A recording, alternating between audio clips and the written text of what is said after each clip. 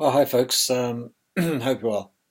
Uh, Tough one, really. It's very difficult for me to choose a subject for doing videos every day um, without sounding religious or preaching. I really don't want to get into religion and preaching things very much.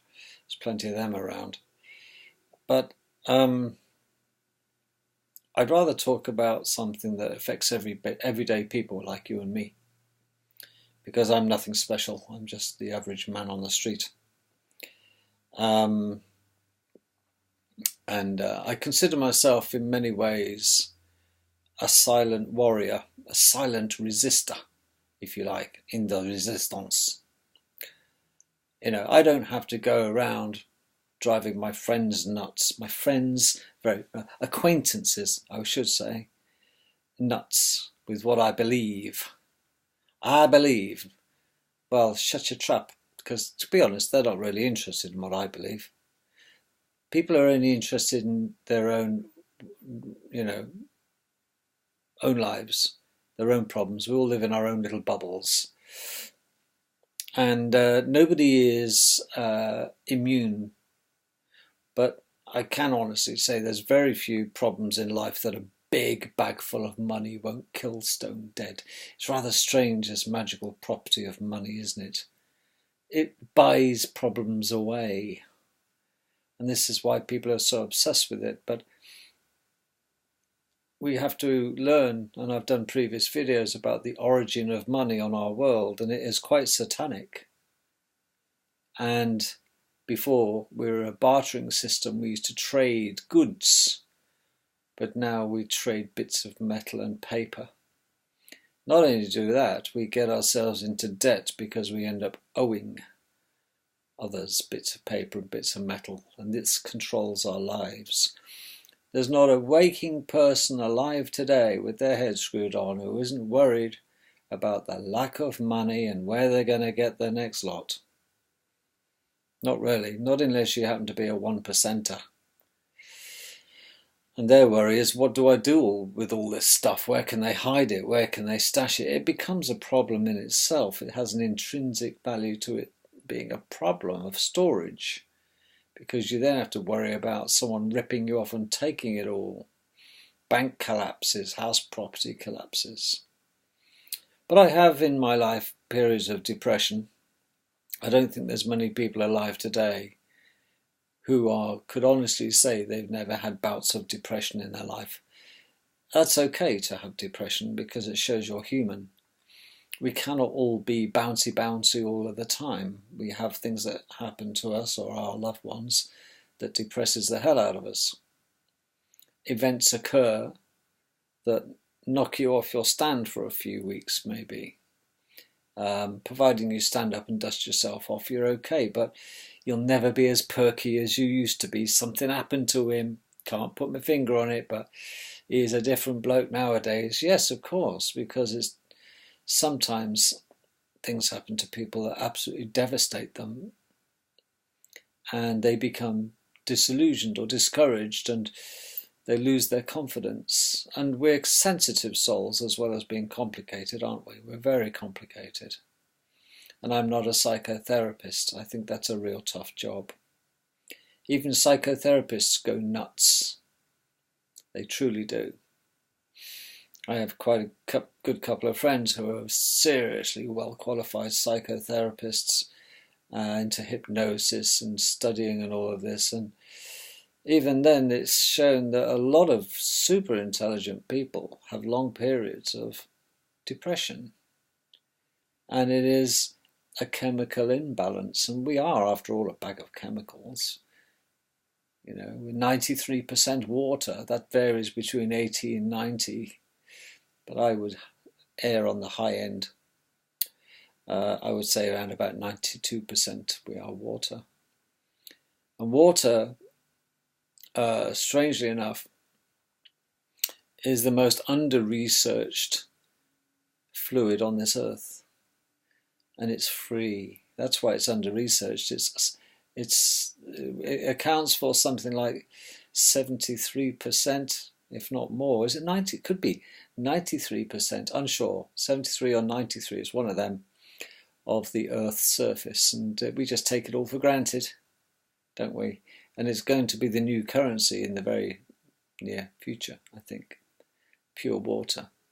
We're only now discovering the magical properties of water. And it has a memory, it has feelings, it's a proper structure, it is actually living, believe it or not. It's a living entity, and it is so prolific. Try living without it. It is the provider to us of the second biggest supply of energy, the sun being the first, and water is the second biggest supplier to us of energy, and we just treat it with such contempt sometimes. We flush it down the toilet, we flush it down the sink, we wash things with it, But it has been shown that if you speak nicely to a bottle of water and then look at the water crystals, and then speak horribly to a bottle of water and then look at the water crystals from the one you spoke nicely to, love, passion, I love you, and play thank you, and you'll find that they are beautiful, they're like snowflakes. But the crystals of the water that you are being horrible to, calling it a shyster and swearing at it and threatening it, it's, believe it or not, this is research that's gone on to show that what you say to your water before you drink it is very important. You got to show it love, man. That's what you got to do. I know it sounds crazy, but I have a lot to moan about in life, but equally I do, like many, have a lot to be grateful for. Number one is I'm white. And I know black people who wouldn't dream of wanting to be white. Well, I wouldn't dream of wanting to be black. There's got to be something in being white. There's got to be something in being black. They got more rhythm and soul, man. Well, they're welcome to it. Because it's the white people I've said before on this earth who are the most valuable, in the sense that we are the inventors. Sorry to say, but we are. We are the givers, and those non-whites are the takers. Statistically, you've got to look at it that way if you really want to know which is the senior race on this earth. And that's not being a white supremacist, it's just straight fact. And I've said in a video before, it is us who are the sharers. We are the producers, and we are the thinking people. We design and invent, and others follow. We always have been. And the other thing I got myself to be grateful for, and it's so lucky in many ways, is that the other thing for me, like it or lump it, but I'm a male, and I wouldn't have the pleasure of knowing what it's like to be a female, but looking at the preponderance of evidence, I think men have it lightly compared to women on this world. We really do. I mean, I couldn't imagine having to cart a baby around for 9 months, or breastfeed, or have a period every month. And, so I'm grateful for so many things in my life. Okay. But here's the other one. I'm grateful that I live in Britain, England. Now, as a white Caucasian male, there's plenty of white Caucasian males in other countries of the world. But I'm even more grateful that I live in Great Britain. Because if I was a white American man in California, I don't think I could sleep at night. If I got all my treasures under one roof, like my family and the ones I love, how do they sleep knowing that they're on a fault line that could slide into the sea following a major tsunami? A third of America gone down the toilet because they're on a tectonic fault line that can just fall into the sea. Yellowstone National Park's about to blow its stack, and think about that.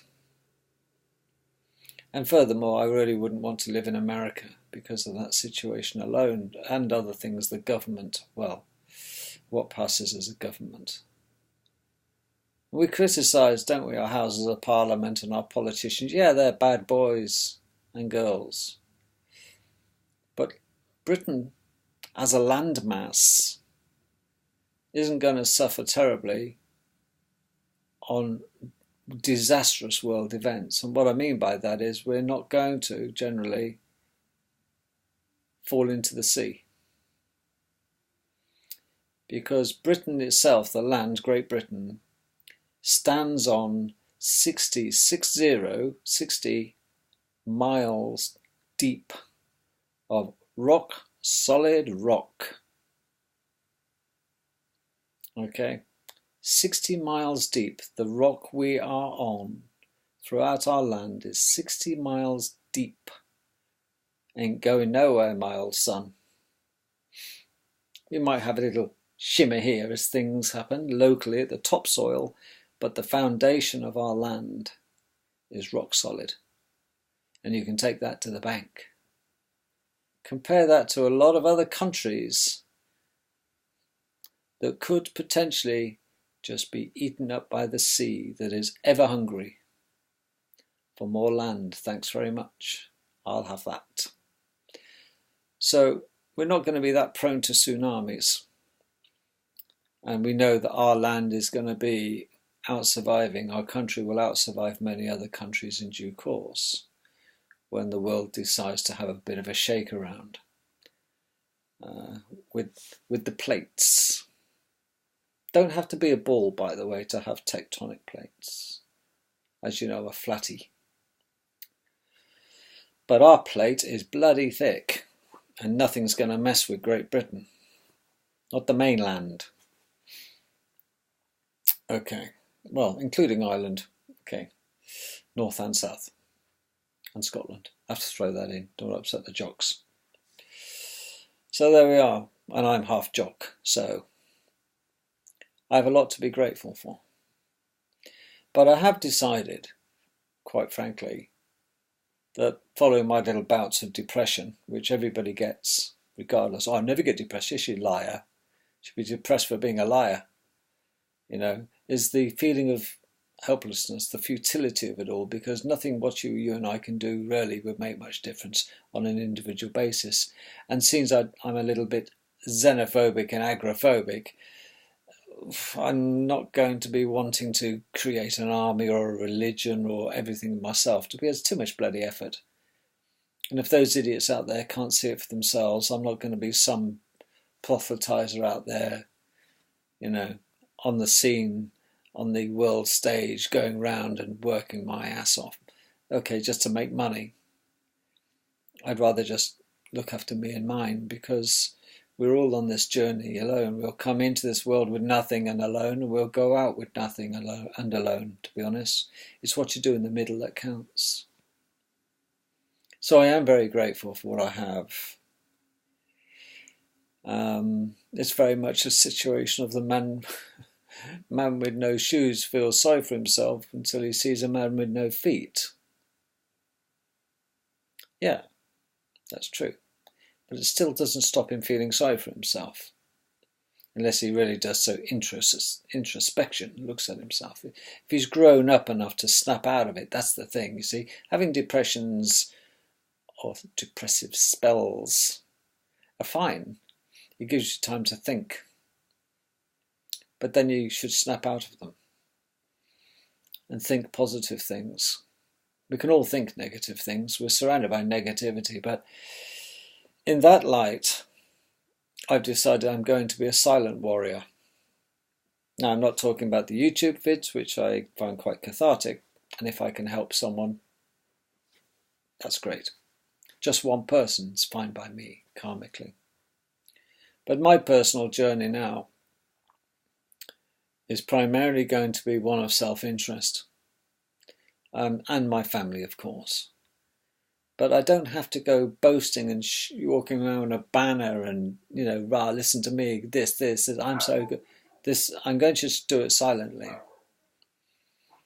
And I'm not going to tell people I have no interest in anything about sodium fluoride, food additives, monosodium glutamate, chemtrails. What's the point? It's you know, it's a fruitless exercise.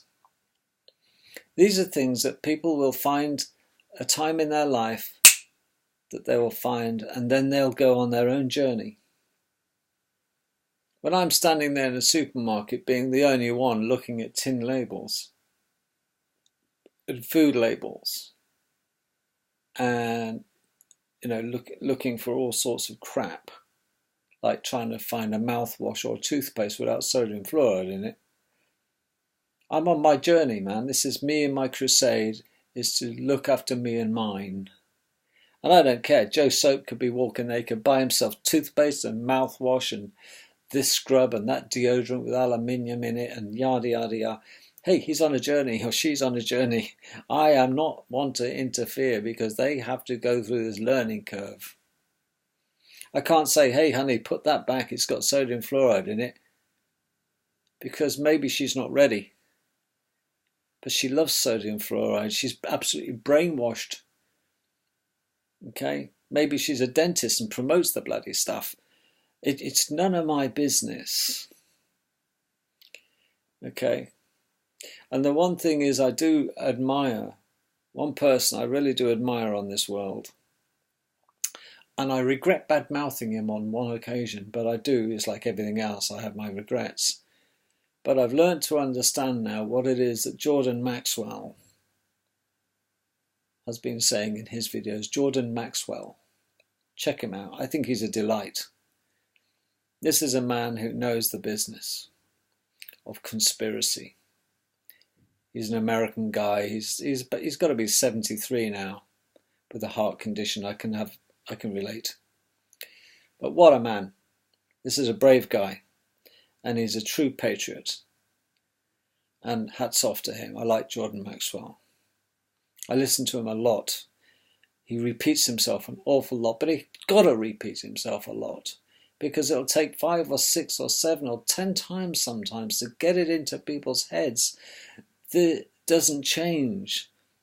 You know, it's like politics. The faces change, but the agenda remains the same.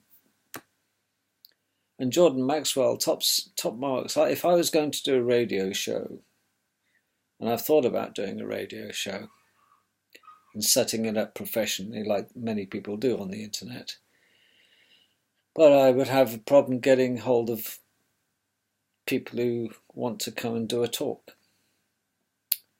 And maybe I'd love to be able to talk to some subscribers if they want to do a split screen and we could have a conversation.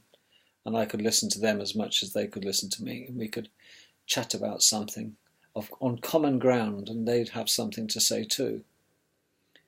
And it could be a two-way process. But the one thing is that I've got to find, and what I have to realise, is that we all learn at our own speed. You see, there used to be a great saying, when the student is ready, the master will appear. When the student is ready, the master will appear. And there are so many people I live amongst aren't ready. They're not. And no matter what you say to them, they're not listening. They're not listening still, and perhaps they'll never will, in the words of Vincent, Don McLean's song. So you may as well just be your own silent warrior and battle in your own sweet way. You'll get a less hassle as well. What are you doing? I'm just checking for sodium fluoride in the toothpaste. What on earth for? Don't be so ridiculous. They, government, wouldn't put it in if they thought it would do you any harm. The British Dental Council know what they're doing, sweetheart. Oh, really? Well, who fund the British Dental Council? Who fund the British Pharmaceutical Association? Yeah, you know, not everything's a conspiracy, but sodium fluoride is vicious stuff. It's rat poison, fundamentally. It's a byproduct of aluminium production. I've said that before. But I know that because I've looked into it. But her buying her toothpaste with sodium fluoride so her children's teeth are protected, she doesn't know. Forgive them, Father, for they know not what they do. And that is oh so true. And I have to smile. And it's tough not to be smug. God, I look at people's shopping baskets and think, what a pile of shit. And then I look at the children. Billy and Bunty, the overweight kids, Even in a queue, they're eating crisps out the packet that mummy's about to pay for. And they've got gallons and gallons of fizzy pop. Sugar-free, because the little kids don't need the sugar, do they? No, but they need more dumbing down with saccharin. Saccharin, come on, children. It's safe, is it, in that quantities? The amount of sweet stuff in their teeth are gone. It's the acidity, it's not just the sugar. And, I think, again, you see, zip it. Just smile and pity the little children. And what such fabulous... Unfortunately, children can't choose their parents. And I guarantee those little porky children love their mummy and daddy. And those mummy and daddies love their porky little children. And you will die if you mention anything about them to any of them. It's best to remain quiet and smile and be courteous and suffer the little children. And that's another reason I'm grateful that I had such wonderful parents. We are products of our environment, as Dr. Bruce Lipton says, didn't he? The person you become is dependent on many factors. Primarily, the dominant factors are the people you mix with, the area that you live in, the books you read, and the information you take in and reject or accept and act upon. And it is the acting upon such information. You see, we all know things are bad for us, but we still do them. We know it. I've done it. You've done it. I know smoking was really bad and I still did it. Nearly killed myself. I don't do it now. But I'm not going to say I'm not a holier-than-thou non-smoker. You want to cut that crap out. Well, sod off. I like a fag, thanks. And that was me 10 years ago. Oh, if I could wind the clock back and remember what I know now, that is a big thing for me. Wouldn't my life be different? Well, I'm perfectly happy with my life, thanks very much, but more by grace than action. And I thank my lucky stars I survived my near-death experience ×3. I didn't have 3 heart attacks, I had 1. No, I had 2, close together. Count as 1, really. Didn't sort the first one out properly. But the second time I was shot. I seriously was. Long story. So I'm ever grateful that I'm vertical. And I'm okay. But I've decided to be a silent warrior then, that's why. So I do these videos in the vain hope that you will eventually yourself learn to realize is that you cannot convince people against their will. They'll be of the same opinion still. And that is so true, especially in the world of trying to wake people up. You cannot wake people up. They have to slowly dawn on them that they've been had.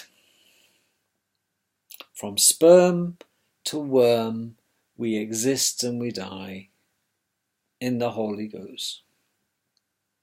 From start to finish. It's what you do in the middle, but there is always a hiatus. There's peaks and troughs, isn't there? But the idea is to get it high above the line, the center line, and try to maintain your altitude, which will control your attitude will control your altitude. All these little sayings you tend to gather, but they are also true. And remain positive in your thinking. You see, people who are scrubbing around on the floor, they've got stinking thinking. And you've got to get out of that. You've got to pull yourself up by your bootlaces. And we've all got to stop feeling sorry for ourselves. And I feel sorry for myself on occasions, and I just walk around and look at people less fortunate to me to soon snap out of that. Sometimes, being a big dog lover, one of my dogs starts misbehaving, as they occasionally do, I'll threaten it. And I'll say, I'll take you to the Birmingham Dogs Home or Battersea Dogs Home if you carry on. And they look with their little tilted heads and they sit down and shut up. Because I can drag the dog around and say, look, you've got a nice house here, you loved, yada, yada, yada. Any more of this crap and you're going to go there, son. Yeah, that's what it takes. It's shock treatment, shock therapy sometimes, and it happens to be good for kids as well. So be a personal own warrior. You got to practice what you preach, but don't preach. You see, if you tell somebody what to do, they're going to hate you. If you show them what you do, they'll either do it or they won't. You see, it's similar, isn't it? Like being a boss in a family. Okay? If you tell them what to do, they'll hate you. If you ask them would they mind, they'll do it willingly and without resentment. But with conspiracies, it's another world. You've really got to just be a self-practicer. And some will follow and some won't. Some will follow when they're ready. They're too proud to say you're right. And they're too embarrassed to say they're wrong. They will change in their own sweet time, but they will change providing they're exposed to the right environment of you leading by example. There are occasions both of my adult children use sodium fluoride in their toothpaste. And they leave it when they visit in my bathroom. And I always make a point of using my toothpaste fluoride free. And before either one of them have got out of bed, I'll leave my tube next to their tube. So they say, oh, Dad's up. Dad's been here. And yes, what Dad's showing them, I'm not a hypocrite. I'm still using sodium fluoride free toothpaste. You see, I talk the walk, I don't just talk the talk. And I don't let them forget it. But equally, they know what they're doing wrong. I don't need to say, you still on that fluoride shit. They know I know. But sooner or later, they will change. And there's a couple of certainties in life in closing, folks, is this. You cannot nail jelly to the wall. And you cannot push a rope.